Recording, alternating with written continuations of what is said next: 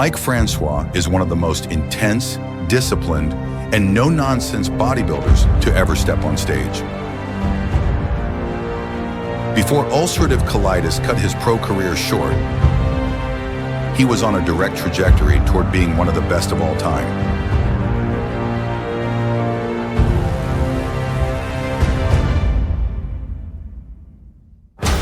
He won the NPC Nationals and the overall at the 1993 USA Championships, and went on to win his first 4 pro shows, including shocking the bodybuilding world by beating Flex Wheeler to win the 1995 Arnold Classic. And he didn't win because someone else was off.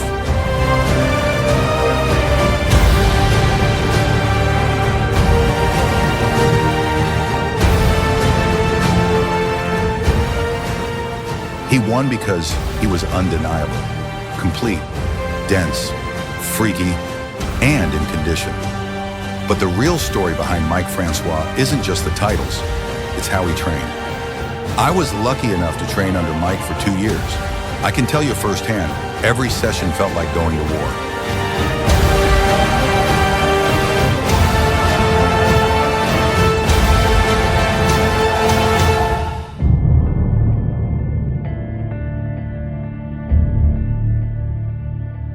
You didn't just show up and lift, you executed.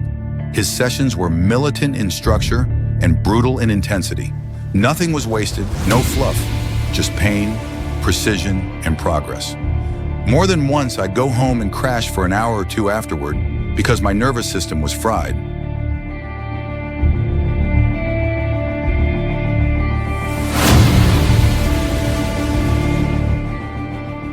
What stood out was Mike's belief in the fundamentals, especially for back training, and that meant deadlifts.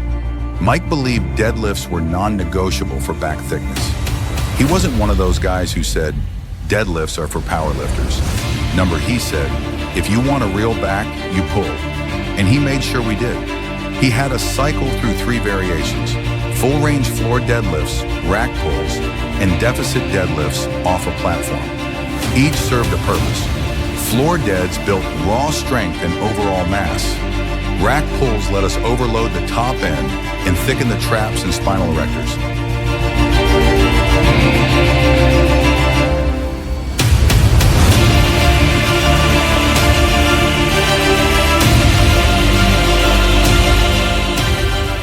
And deficit pulls, those were a test of grit. These were often done for higher reps. Pulling from a deficit would expose every weakness you have. It built power from the floor and forged mental armor. Here's a back workout I did with Mike that I'll never forget. We normally would warm up the joints with some form of pull down for 3 sets of 15, but again, this was just to get started. The real start was deadlifts. Here we would do 5 heavy sets of 5. These weren't bounced or rushed. Mike had us pull with perfect posture, tight core, slow off the floor, aggressive lockout. Brutal from rep 1.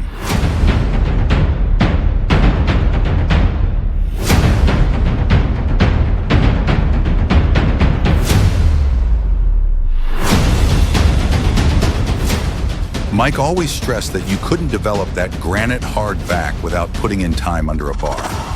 Machines were fine for shaping and detail, but thickness, that came from pulling.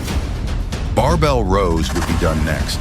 These 2 were done for 5 hard sets of 5. Barbell shrugs would be deployed for 3 hard sets of 15 or more reps.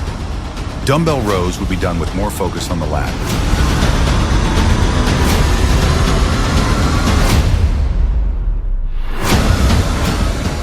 3 or 4 sets of 10 to 12 per arm done with your head down, spine neutral, and no rotation. You weren't just moving the dumbbell, you were dragging your elbow toward your hip and making the lat do the work. Cable rows would finish things off with 3 to 4 sets of 12 to 15 reps. These would be a great stretch-focused finisher. Long range, hard peak contraction. He wanted to finish the session by squeezing and burning the muscle out. Now when it came to legs, that was another battlefield. Mike's leg days were infamous. He believed in building legs from the ground up. Quads, hams, glutes, calves, all punished with the same intensity and focus.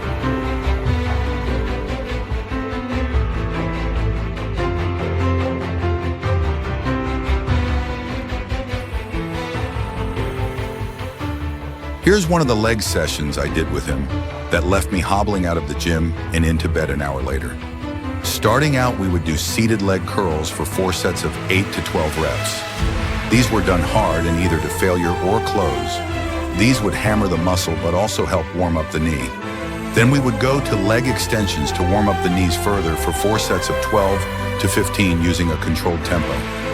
Not just for blood flow, he wanted the quads firing before the heavy stuff. Next up was the bread and butter. Back squats for 4 sets of 8 to 10 would hit the overall legs, including hams and glutes.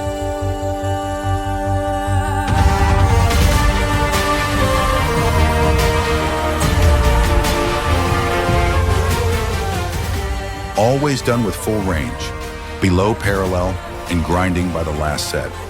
Hack squats for 3 to 4 sets of 10 to 12 would focus on the teardrop. Leg press for 3 to 4 sets of 10 were done with a 3-second pause in the bottom. These were grueling but effective at stimulating additional fibers. Walking lunges might be added during contest prep. 2 long trips using controlled steps and long strides almost would break you mentally. But when you are training with your idol, you push on. Standing calf raises, 4 sets of 15.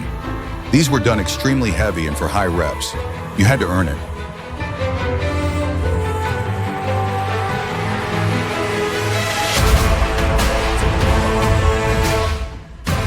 Training under Mike taught me that you don't need 10 exercises. You need 5 that you commit to with every ounce of effort and control you have. He built his body through hard, basic work executed better than anyone else, and he expected the same from his athletes. Even though his competitive career ended earlier than it should have, Mike's legacy lives on.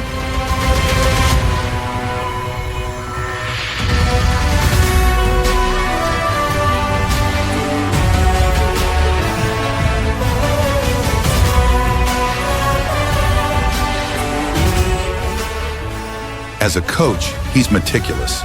Every program, every adjustment, it's all thoughtful and backed by decades of experience. He's not just building bodies, he's building competitors who understand how to suffer, how to recover, and how to win. For me, those years with Mike rewired how I approached training. He didn't just coach sets and reps, he coached mindset. There was no fluff, no shortcuts, no excuses.